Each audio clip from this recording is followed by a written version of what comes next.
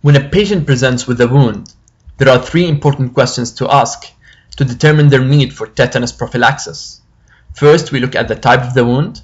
Then we ask the patients about their vaccination history, whether they have received the primary tetanus series, which consists of 3 doses of the vaccine, and when was the last dose that they have received.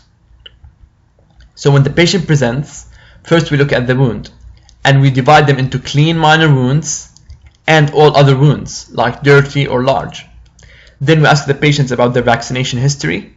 So if they have received less than the 3 doses, or their vaccination history is unknown, this is the perfect timing to give them the vaccine, regardless of the wound type. But in the case where the wound is not clean and minor, like dirty or large wounds, this patient is at high risk for tetanus, and immunoglobulins are added to the regimen. On the other hand, if the patient has received the 3 doses, vaccination will depend on the last dose that they have received. So in the case of clean minor wounds, we vaccinate only if the last dose was more than 10 years ago.